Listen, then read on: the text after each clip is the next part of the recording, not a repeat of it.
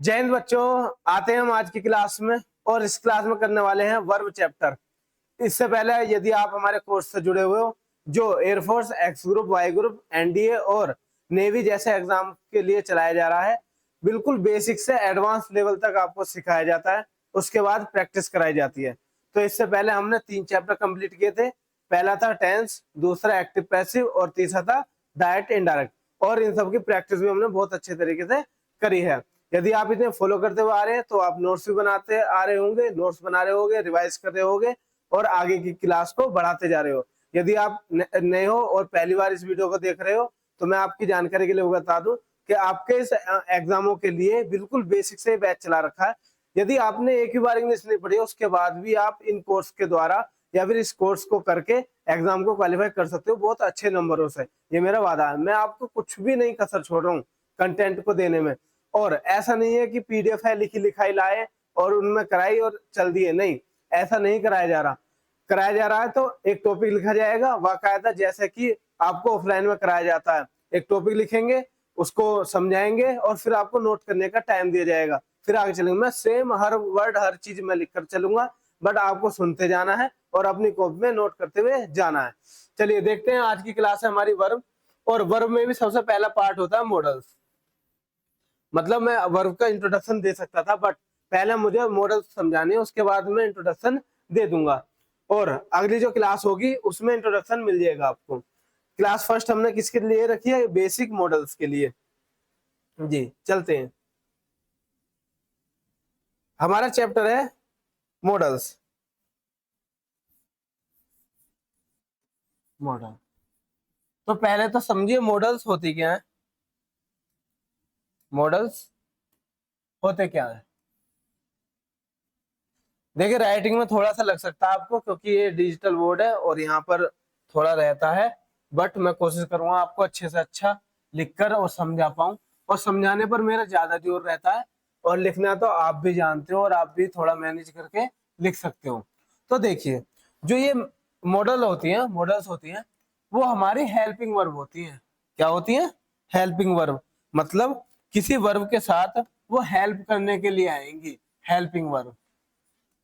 Helping verb या फिर auxiliary verb. Auxiliary verbs. Auxiliary verbs का मतलब भी क्या होता है? हेल्प। ऑक्सिलरी वो होती है जो हेल्प करती हैं, तो ऐसी वर्ब जो एक मेन वर्ब की हेल्प करे उसे हम हेल्पिंग वर्ब या फिर ऑक्सिलरी वर्ब्स कहते हैं। इसी में पार्ट आता है हमारा मॉडल्स। अब मॉडल्स के भी 2 पार्ट है। तो पहला पार्ट क्या होता है? Complete models. हम मॉडल्स को 2 पार्टों में पढ़ने वाले हैं, कंप्लीट मॉडल्स, और सेकंड होता है पार्शियल मॉडल। पार्शियल मॉडल्स, या इन्हें हम कह सकते हैं हाफ मॉडल्स। हाफ मॉडल मतलब कि ये जो होती है वो मॉडल्स का भी काम करती हैं और अनदर एक और चीज का काम करती है इन्हें, इसलिए हम इन्हें पार्शियल मॉडल या फिर हाफ मॉडल्स कहते हैं। और ये कंप्लीट मॉडल्स होती हैं जो कंप्लीट मॉडल का वर्क करती हैं या फिर हेल्पिंग वर्क का काम करती हैं। हम इसमें देखते हैं क्या होगा। पहला, आपने जनरली इन चीजों को पढ़ा होगा किसमें? 12th क्लास में, 9th क्लास में, 10th क्लास में, बट यहाँ पर रिवीजन कर लीजिए। तो स्टार्टिंग होती है हमारी विल से। तो विल सेल, विल सेल, ठीक है। उसके बाद क्या होगा? शुड, वुड, फिर कैन, कुड, मे, माइट। क्या क्या हुए? Will, shall, should, would, can, could, may, might, must, must और ओट टू। Oat to. तो ये हमारे कितने हुए? 11 मॉडल्स हुई। 3 3 6 3 तीनों और एक 10 मॉडल्स हुई हैं, जिनमें हमने क्या पढ़ा कि will, shall, should, would, can, could, may, might, must, ought to. ये सब क्या होते हैं? कंप्लीट मॉडल्स होती हैं। ये सिर्फ मॉडल का ही काम करेंगी, हेल्पिंग वर्ब का ही काम करेंगी, इसके अलावा किसी और पार्ट ऑफ स्पीच का वर्क नहीं करेंगी। जैसे कि एडजेक्टिव हुआ या फिर मेन वर्ब हुआ, मेन वर्ब का कभी भी काम नहीं करेंगी, जितनी भी लिख रही हैं सब हेल्पिंग वर्ब का काम करेंगी। इसका मतलब है कि इनके साथ आपको एक मेन वर्ब की जरूरत पड़ेगी। जी समझ में आया? Will, shall, should, would, can, could, may, might, must, ought to, ये सिर्फ किस चीज का वर्क करेंगी? मॉडल का या फिर हेल्पिंग वर्ब का। इनके साथ क्या चाहिए? एक हमेशा हेल्प मेन वर्ब चाहिए होगी। अब हम जरा आते हैं किस चीज पर? पार्शियल मॉडल्स पर। एक ऐसी चीज है जो पार्शियली मतलब थोड़ा भेदभाव करती है, मेन वर्ब हेल्पिंग वर्ब का तो वर्क करती करती है, उसके साथ एडजेक्टिव हो या फिर मेन वर्ब हो उसका भी वर्क कर देती है। तो ये जरा धोखेबाज होती है, ध्यान देना चाहिए इन पर। क्या? पहला यूज्ड टू, यूज्ड टू। अब यूज्ड टू दो तरीके से वर्क करती है। क्या क्या? देखिए, पहला वर्क करती है एडजेक्टिव के तौर पर। मैं आपको एग्जांपल से बिल्कुल अच्छे तरीके से क्लियरिटी के साथ समझाऊंगा, चाहे इसके लिए मुझे अगला नेक्स्ट पार्ट और लेकर आना पड़े, बट मैं बिल्कुल डिटेल के साथ पढ़ाना चाहता हूँ आपको और अच्छे तरीके से डाउट डिस्कस करना चाहता हूँ, आपको दोबारा पढ़ने की जरूरत ही ना पड़े। तो यूज टू क्या हो गया? एक एडजेक्टिव का काम करता है और एक हेल्पिंग वर्ब, हेल्पिंग वर्ब का काम करता। तो हेल्पिंग वर्ब के बाद तो क्या चाहिए हमें? मेन वर्ब चाहिए। और एक चीज याद रखना कि मॉडल्स कोई सी भी हो उसके बाद वर्ब की फर्स्ट फॉर्म आती है। बहुत ज्यादा एरर आती है इससे, ना आईएनजी आएगा, ना वर्ब की सेकंड फॉर्म, ना थर्ड फॉर्म, सिर्फ क्या आएगी? तो वर्ब की फर्स्ट फॉर्म आएगी। क्लियर जी? अब हम नेक्स्ट पर चलते हैं कि इसी का अदर होते हैं एक नीड और डेयर, नीड और डेयर। अब नीड और डेयर क्या क्या काम करते हैं ये भी देखिए, बड़ी धोखेबाज है ये, दो दो को लेकर चलती हैं। क्या? एक तो होती है हेल्पिंग वर्ब जो एक मॉडल वर्ब करती है, सिंपल मॉडल, और मॉडल मॉडल वर्ब। तो मॉडल वर्ब लिख लेना, मॉडल लिख लो, एक ही बात है, मॉडल्स कह सकते हैं। तो हेल्पिंग वर्ब मॉडल, और एक करती है मेन वर्ब का काम, मेन वर्ब भी आ जाती है। तो इसका मतलब क्या है कि आपको जब ये हेल्पिंग वर्ब का काम करेंगी तो उसके बाद प्लस मेन वर्ब चाहिए होगी, और जब ये मेन वर्ब का काम करेंगी तो मेन वर्ब नहीं चाहिए। बहुत ध्यान से नोट कर लेना। पहला क्या कि मॉडल्स जो होती हैं वो दो तरीके से डिवाइडेड है, कंप्लीट मॉडल्स और पार्शियल मॉडल्स। कंप्लीट मॉडल्स में क्या, जो जो सिर्फ हेल्पिंग वर्ब का वर्क करती है उनके साथ मेन वर्ब चाहिए, उन्हें हम कंप्लीट मॉडल कहते हैं। जैसे कि will, shall, should, would, can, could, may, might, must, ought to। उसके बाद पार्शियल मॉडल, ऐसी मॉडल जो पार्शियलिटी दिखाती है, द्वंद्वपन दिखाती है, मतलब दो वर्क एक साथ एक ही फॉर्म में कर सकती है। जैसे यूज टू एडजेक्टिव भी बन सकता है और हेल्पिंग वर्ब भी बन सकता है, तो हम पता लगाएंगे कि वो हेल्पिंग वर्ब है या फिर एडजेक्टिव है। फिर नीड और डेयर, ये हेल्पिंग वर्ब का भी काम करती है और ये मेन वर्ब भी हो जाती है। तो इस चीज को हमने अच्छे तरीके से क्लियर किया। इतनी बात समझ में नोट कर लीजिए। मैं चलता हूँ अब नेक्स्ट। जी अब हम डिटेल्ड में देखेंगे कॉन्सेप्ट वाइज। क्या? कॉन्सेप्ट वाइज का मतलब है, या कॉन्सेप्ट का मतलब है कि हर मॉडल के बारे में जानेंगे कि हर मॉडल का यूज क्या है, कहां पर प्रेजेंट की जाती है, कहां यूज की जाएगी, क्या अपने आप में अस्तित्व रखती है, विद एग्जांपल। तो ये तो मेरी पहली क्लास है, खास बात रही है कि आपको एग्जांपल के साथ ही समझाया जाएगा। तो उसमें हम फर्स्ट पार्ट लेते हैं विल और सेल का, सेल और विल का, सेल और विल। अब देखिए सेल और विल में क्या है। जो सेल होता है आप जानते हो क्या आता है, आई, और वी के साथ क्या यूज करते हैं हम? सेल का यूज करते हैं, गली के बच्चे बच्चे को भी पता है। और विल अदर के साथ, अदर क्या क्या है? यू है, ही है, सी है, इट है, इन सब के साथ किसका यूज करते हैं हम? विल का। जी विल का। और ये किस केस में आते हैं वो भी जान लीजिए, ये किस केस में आते हैं वो भी जान लीजिए। जब बात आएगी कि फ्यूचर, फ्यूचर की, के फ्यूचर को रिप्रेजेंट करना है, और आपने भी देखा होगा कि फ्यूचर में क्या आता है? विल और सेल आता है। हमेशा याद रखना फ्यूचर अंधकार होता है, जहां पर सिर्फ प्रिडिक्शन लगाया जा सकता है, हकीकत नहीं बताई जा सकती। जैसे मैं कहने लगूं कि मैं मार्केट जाऊंगा जाऊंगा अगर यदि कोई अर्जेंट वर्क पड़ गया या फिर कुछ हो गया और मुझे यहीं रहना पड़ गया, तो ये गलत साबित हो जाएगा। तो इसका मतलब होता है कि जो हमारा फ्यूचर है वो प्रिडिक्टेबल है, मतलब उसे सिर्फ प्रिडिक्ट किया जा सकता है, उसकी रियलिटी नहीं बताई जा सकती। प्रेजेंट रियल होता है और पास्ट भी रियल होता है, ठीक है। तो फ्यूचर को हम इमेजिनरी कह सकते हैं। तो टू ऑफर्स, हम कहेंगे टू ऑफर, टू शो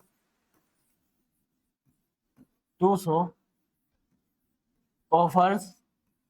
देखिए ऑफर्स बताएगा इसमें, मतलब कि कुछ ऑफर दिया जाएगा। अच्छा, आई विल हेल्प यू, ठीक है, या I shall help you, you will go to market. तो ये सब क्या है, ऑफर्स है, ठीक है, ऑफर बताया जाएगा। और एक होता है प्रिडिक्शन, प्रिडिक्शन, और ये प्रिडिक्शन लगाना मेन है, ये मेन है। क्या है प्रिडिक्शन, कि जी ऐसा होने वाला है। तो मैं आपको एग्जांपल से बताता हूँ क्या, आपको एग्जांपल से बताते हैं क्या। जैसे कि आपके पास क्वेश्चन है, ही विल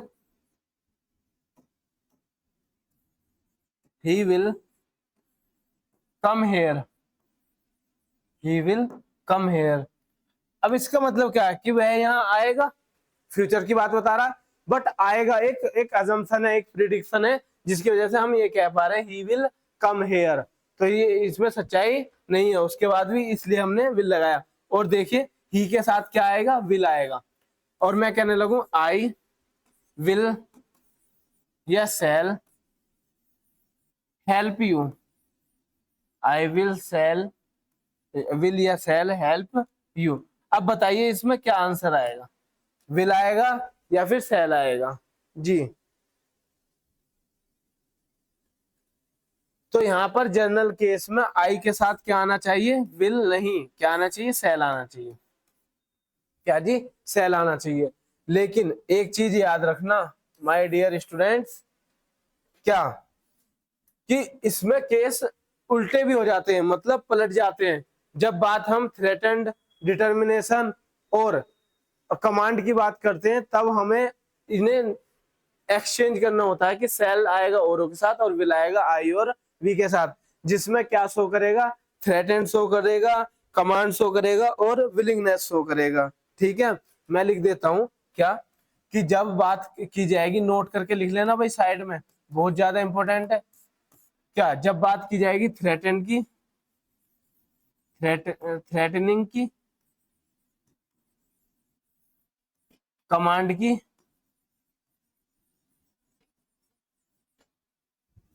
और तुम्हारा विलिंगनेस की,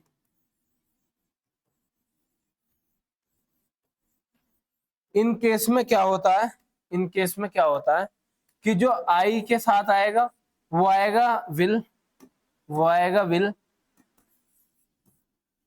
आई और वी के साथ, आई और वी के साथ आएगा विल।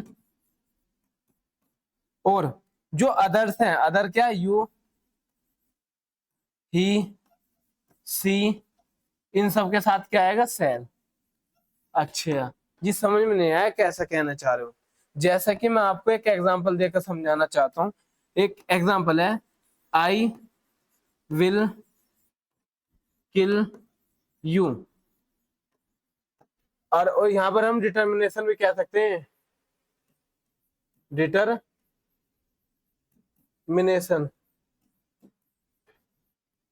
मतलब जहां दृढ़ निश्चय हो वहां पर भी क्या आता है, आई के साथ विल, आई और वी के साथ और अदर के साथ सेल एक्सचेंज हो जाते हैं। तो आई विल किल यू, तो आई विल किल यू ये सेंस दे रहा है आई विल के साथ कि मैं तुम्हें मार दूंगा, और कंफर्मेशन के साथ कह रहा है, एक थ्रेटन है, एक थ्रेटन है, उसकी विलिंगनेस है, उसका डिटर्मिनेशन है कि जी मैं तुझे मार दूंगा। तो थोड़ा बहुत कंफर्मेशन आए तो वहां पर हम आई और बी के साथ विल का यूज करते हैं और अदर के साथ सेल का यूज करते हैं। जल्दी से नोट कीजिए और आगे बढ़ते हैं। आई होप आपको ये समझ में आई होगी विद एग्जांपल।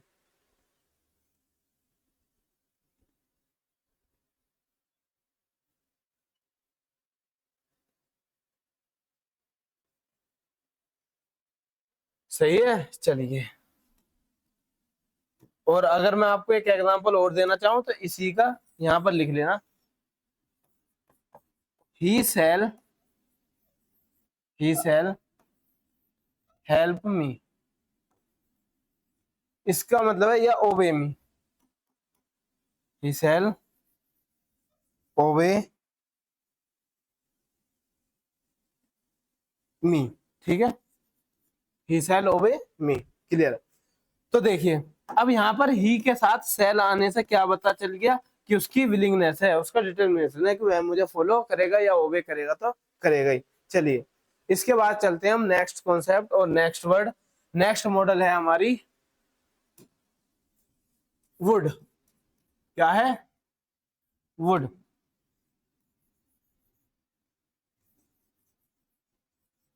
वुड। अब इस वुड को देखो जरा, इसके बारे में जानते हैं। वुड, वुड क्या होता है? वुड होता है पास्ट ऑफ विल, और जिसमें आपको विलिंगनेस मतलब सेल्फ विलिंगनेस बताई जाए, ऑफर दिया जाए, तो वो भी किस में यूज होगा? वुड में यूज होगा। तो मैं लिख देता हूं, क्या आएगा पहला word? Past of will, past of will, या सेल भी कह सकते हैं एक बार को, सेल। और शुड का भी हो जाता है, ये थोड़ा रेयर कैसे, इसे मैं बाद में समझा दूंगा कि पास्ट ऑफ विल और सेल। इसके बाद आता है इनविटेशन के लिए, to show invitation, to show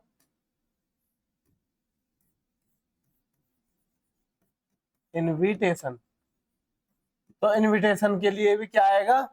would का यूज हो सकता है।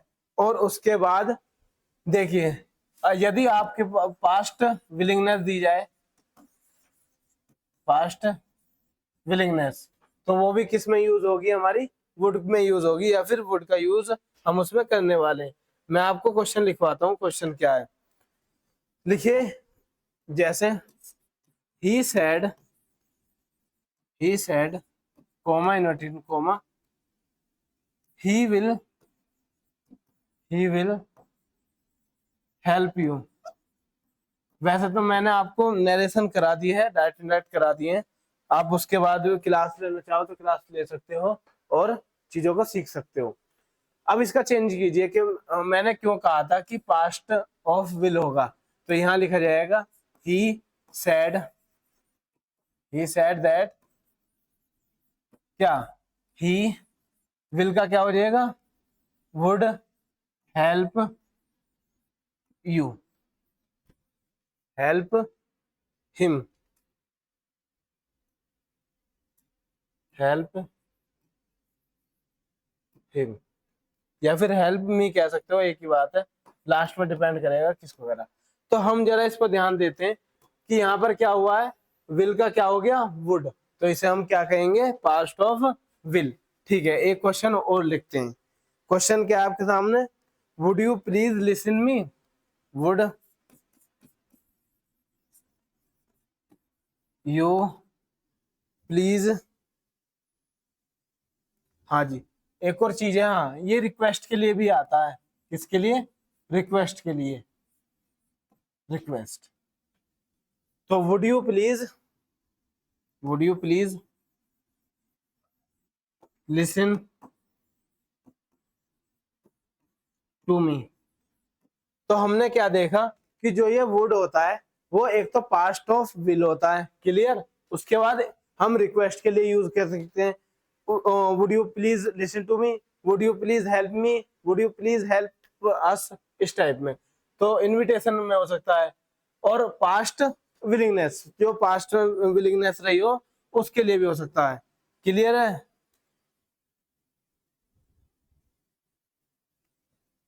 हाँ, इतनी बात आई समझ में। नेक्स्ट लिखते हैं हम, क्या है next? I wish I wish I would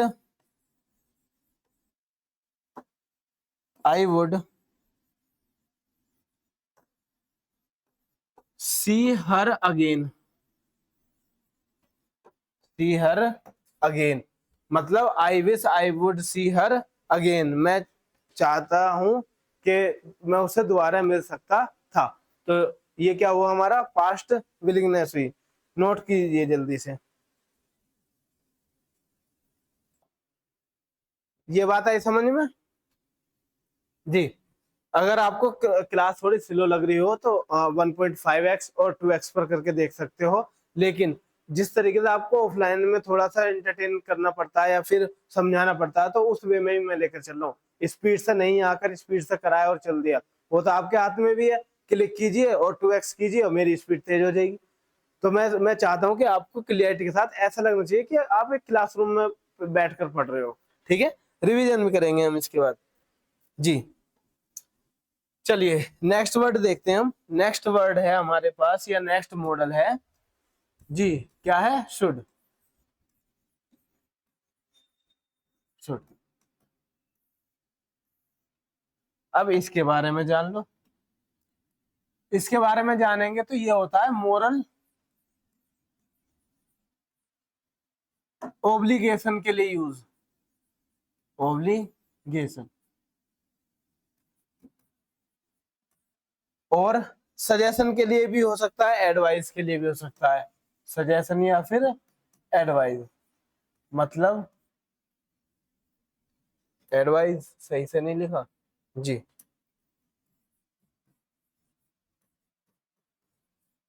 advise मतलब मोरल ओब्लिगेशन, कुछ ऐसी चीजें जो हमें नैतिकता के तौर पर करनी चाहिए, उनके लिए हम शुड का यूज करते हैं। जैसे we should follow our elders, we should respect our parents, we should follow our teachers. तो ये क्या है, हमारे मोरल एथिक्स है, मोरल नैतिकता है।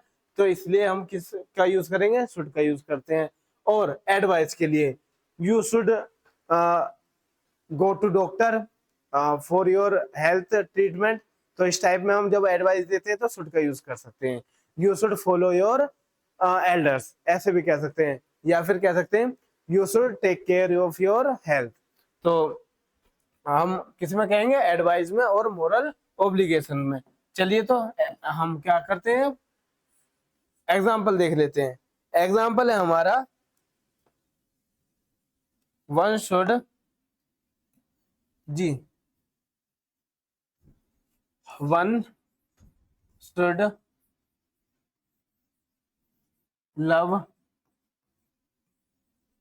Once country.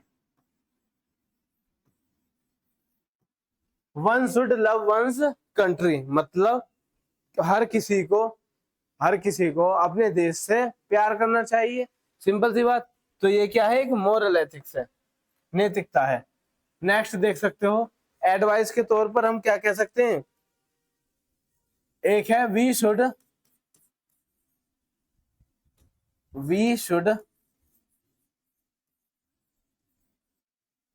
Speak speak the truth, the truth. अब जरा इसे देखिए, क्या आया? We should speak the truth.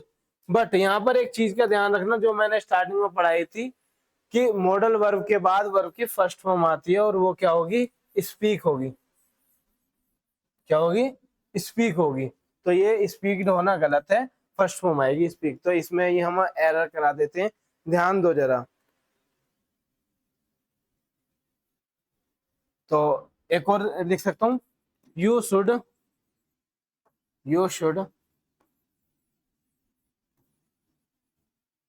Consult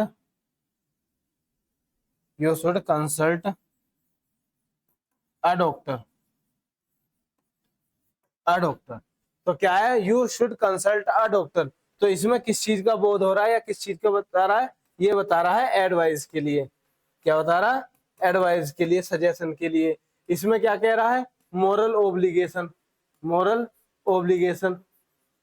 और इसमें भी क्या है? Moral obligation. मतलब जहां आपको मोरल ओब्लिगेशन बताना हो या फिर तुम एडवाइस दो, तो किसका यूज करोगे? शुड का यूज करोगे। नोट कीजिए, नेक्स्ट चलते हैं जी। हो गया नोट? एक मिनट भाई, हम एक्स्ट्रा पेज ले लेते हैं। पहले से हमने पेज नहीं लिए।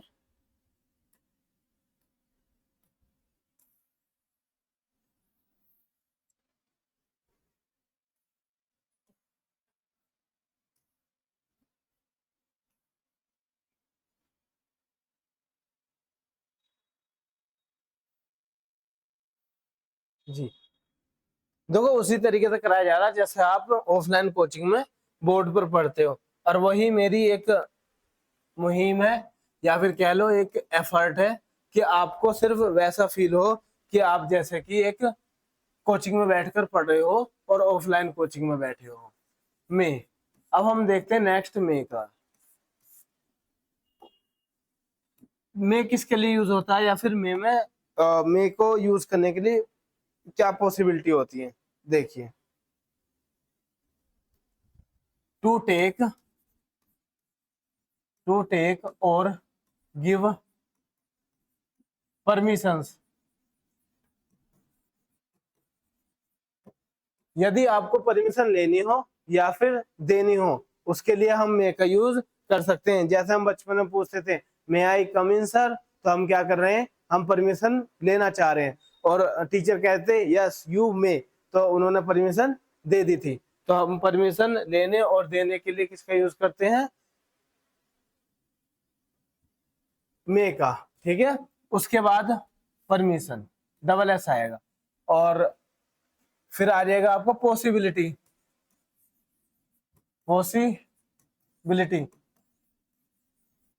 इट मे रेन टूडे, मतलब यदि आपसे कोई कहने लगे कि आज वर्षा होने वाली है तो हम मे का यूज कर सकते हैं कि इट मे रेन टूडे। अब नेक्स्ट देखिए कि पॉसिबिलिटी होगी और एक होती है पोलाइटनेस। क्या होती है, पोलाइटनेस, या फिर हम किस चीज के लिए यूज कर देखते हैं और हमने करा भी है किसके लिए, विश के लिए, डिजायर के लिए, और किस चीज के लिए, प्रे के लिए, प्रे। इन सब के लिए हम किसका यूज करते हैं, मे का यूज करते हैं। तो हम देखते हैं सेंटेंस। हाँ जी, सेंटेंस क्या आएगा पहले ही कर लेते हैं। मे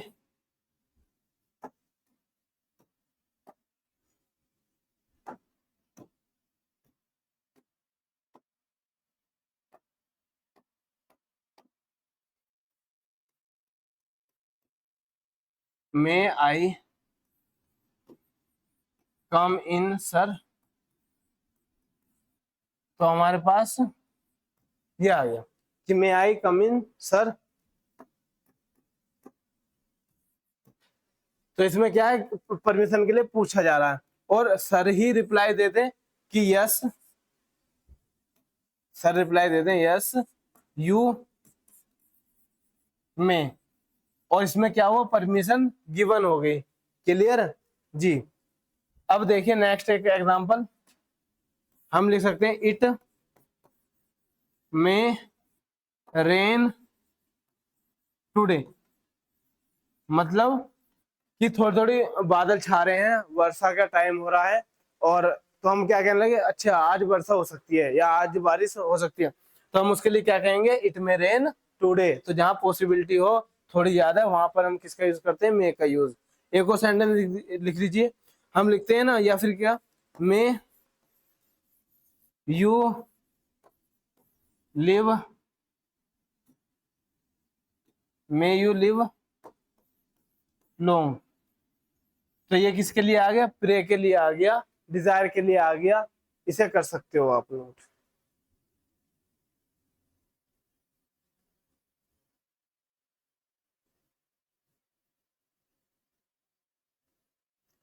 जी अब हम चलते हैं आगे नेक्स्ट, और नेक्स्ट हमारा रहेगा माइट। क्या, माइट।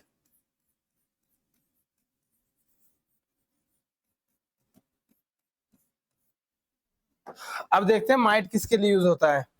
माइट का यूज होता है हमारा पास्ट ऑफ में, मतलब जब हम डायरेक्ट से डायरेक्ट बनाते हैं तो मे का क्या कर देते हैं, माइट। तो हम इसे कह सकते हैं पास्ट ऑफ मई। और जैसा अभी हमने देखा पॉसिबिलिटी बताता है हमें, वैसे ही ये भी बताता, बट ये बताता लेस पॉसिबिलिटी, लेस पॉसिबिलिटी। अब जैसे कि मैं आपको एक एग्जांपल देकर समझा सकता हूं। क्या, आपके पास एग्जांपल है, it might rain today. Rain today. तो देखिए जरा, अब धूप निकल रही हो बहुत तेज, ठीक है, धूप निकल रही हो बहुत तेज, और हम कहने लगे आज तो वर्षा होने से रही या बारिश होने से रही, तो हम कह सकते हैं इट माइट रेन टुडे, क्योंकि मौसम की बात है, कभी भी बदल सकता, हो सकती है। तो हम पॉसिबिलिटी बताएंगे, वो भी कौन सी, लेस पॉसिबिलिटी। क्लियर है, नोट डाउन। देखिए भाई, नेक्स्ट होता है, या नेक्स्ट है हमारा, माइट के बाद क्या आएगा, कैन ले लीजिए, चलो कैन रह रहा है, कैन बहुत अच्छा और ज्यादा यूज होने वाला कौन सा वर्ड है या कौन सी मॉडल है, कैन। जब भी आपको पावर शो करनी हो, पावर, तो हम किसका यूज करते हैं, कैन का, कैन का। और उसके बाद कैपेसिटी की बात हो, कैपेसिटी की बात हो, तब भी हम किसका यूज करते हैं, कैन का। और एबिलिटी की भी बात हो, एबिलिटी, तो यहां पर हमने 3 वर्ड देखे, पावर, कैपेसिटी और कैपेबिलिटी, या फिर एबिलिटी। ये सब वर्ड यदि ये सेंस शो हो रहा है, तो हम किसका यूज करेंगे, कैन का। जैसे मैं ये कहने लगूं आपको एक टेंस के अकॉर्डिंग, या फिर एग्जांपल दूं कि I can lift this box, मैं इस बॉक्स को उठा सकता हूं। तो यहाँ पर ये क्या शो करना चाह रहा है, ये बताना चाह रहा है कि मेरे अंदर इतनी ताकत है, पावर है, या फिर कैपेसिटी है कि मैं इस बॉक्स को उठा सकता हूं।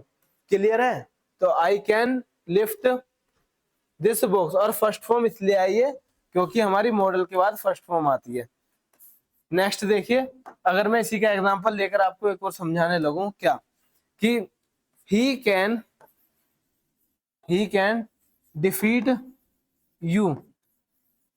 हमने देखते थे बचपन में, स्कूल टाइम्स में लड़ाई होती थी, और आपकी भी हुई होगी 12th में 10th में, के बाहर मिलते हैं तो साइड वाला बंदा बताएगा कि हाँ जी, ही कैन डिफीट यू, वह तुम्हें हरा सकता है। तब और क्या, तो यहाँ कैन को क्या बता दिया कि उसमें इतनी एबिलिटी थी या एबिलिटी है कि वह तुम्हें हरा सकता है। क्लियर जी, नोट कीजिए, ध्यान दें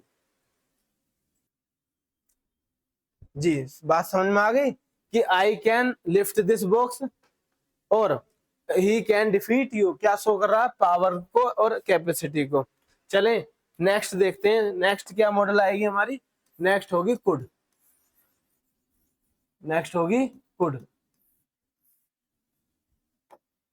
आपको लास्ट में इनकी प्रैक्टिस भी कराई जाएगी, जो भी क्लास लास्ट होगी, या एक क्लास अलग से लाए जाएंगे, और जिस क्लास में हम इन मॉडल्स की प्रैक्टिस करेंगे कि पेपर में या एग्जाम में किस तरीके से आती है। तो कुड के बारे में जानते हैं। तो सबसे पहले तो आप सारे बच्चे क्या लिख दोगे, past of can, very good. तो पास्ट ऑफ कैन क्या होता है, कुड होता है। उसके बाद पास्ट में पावर, कैपेसिटी और एबिलिटी यदि शो करनी हो, तो हम किसका यूज करते हैं, कुड का। जैसे हमारे दादा परदादा क्या बोलते हैं कि जब हम तुम्हारी सी उम्र के थे तो इतना काम तो ऐसे कर देते थे, या फिर इतनी सीढ़ियां चढ़ जाया करते थे, इतने पेड़ काट दिया करते थे। तो वो सारी चीजें क्या है कि पास्ट की पावर कैपेसिटी शो करने के तरीके हैं। जैसे मैं कहने लगूं, अभी एक क्वेश्चन लिखा था, उसी के थ्रू लिखता हूं, क्या कि when I was young, when I was young, I can या could defeat you, जी बताइए क्या होना चाहिए आपके सेंस से कि सही क्या है। देखो, when I was young, जब मैं यंग था, यदि मैं यंग होता या फिर यंग था, तो मैं तुम्हें हरा सकता था। तो कैन नहीं आकर क्या आ जाएगा, कुड आ जाएगा, क्योंकि किसकी बात चल रही है, पास्ट की बात चल रही है। बात आई समझ में जी।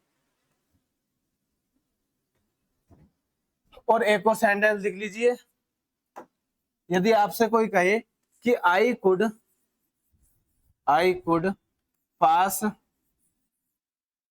पास the board examination, board exam, board exam. अब यहाँ पर ध्यान दो, वह कहना चाह रहा है कि I could pass the board exam, तो इसका सीधा सा मतलब है कि उससे एग्जाम पास नहीं हुआ है, उससे एग्जाम क्लियर नहीं हुआ है। तो वो सिर्फ बता रहा है कि मैं कर सकता था, मेरे अंदर इतनी कैपेसिटी थी, इतनी पावर थी कि मैं कर सकता था, किसी वजह से रह गया होगा, तो इसलिए वो क्या करा है कि I could pass the board exam. Clear बात समझ में आई? चलिए नेक्स्ट चलते हैं।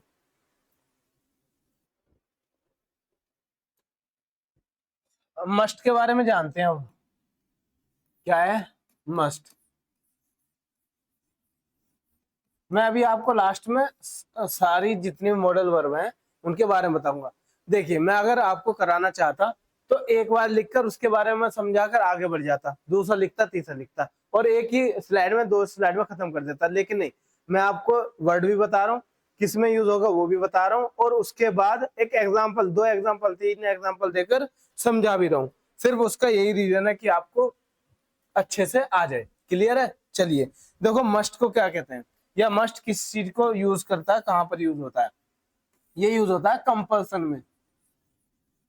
कंपल्सन, जहां पर कंपल्सन हो, करना है तो करना है, वरना यदि नहीं कर पाए तो उसके लिए सजा होगी, कुछ ना कुछ फाइन लगेगा, तो हम मस्ट का यूज करते हैं। और एक होता है स्ट्रोंग, स्ट्रोंग मोरल ओब्लिगेशन। एक होता है स्ट्रॉन्ग मोरल ओब्लिगेशन, एक तो है सिंपल मोरल ओब्लिगेशन, वो क्या था, शुड, और इसमें स्ट्रॉन्ग आ जाता है जी, करना है करना है। कैसे कि, जैसे कि you must pay your fee, you must pay your exam फी, तो एग्जाम फीस देनी होगी, जमा करनी होगी, वरना नहीं करी तो एग्जाम नहीं दे पाओगे।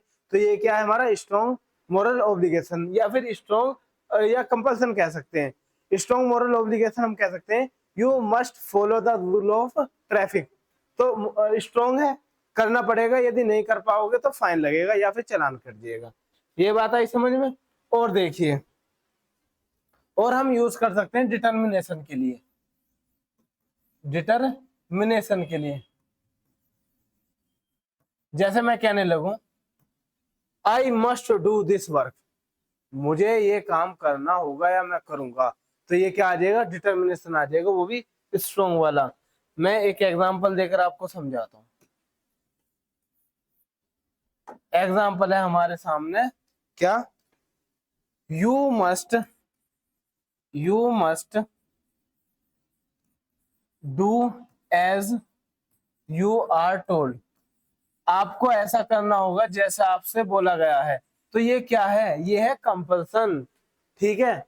और एक और चीज, जहां पे मैं स्ट्रॉन्ग मोरल ओब्लिगेशन पर आ जाऊं, क्या, कि a soldier, a soldier must,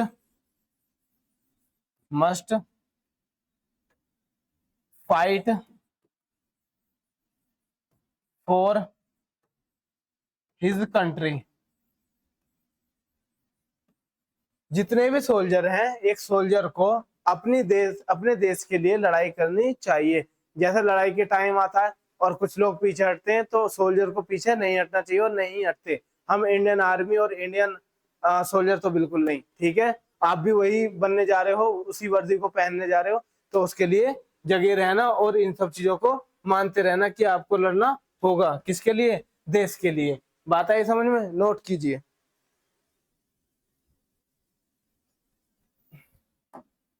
एक और, हाँ चलो एक और करा देते हैं भाई, इनकी फरमाइश है, क्या, we must, we must win the match, win this match.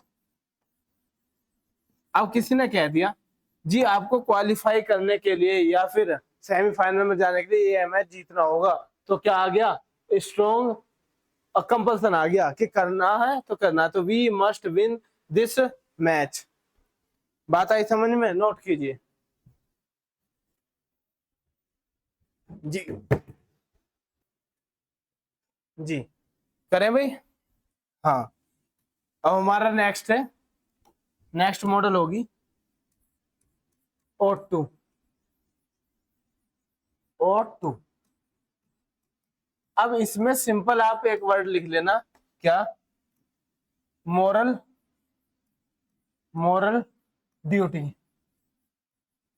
Moral duty मतलब जिसमें आपकी एक मोरल ड्यूटी हो, उससे उसमें हम किस चीज का यूज करते हैं? O2 का यूज करते हैं। जैसे मैं आपके सामने एक सेंटेंस चाहता हूँ कि क्या कि student, student O2 work hard. देखिए स्टूडेंट, स्टूडेंट्स O2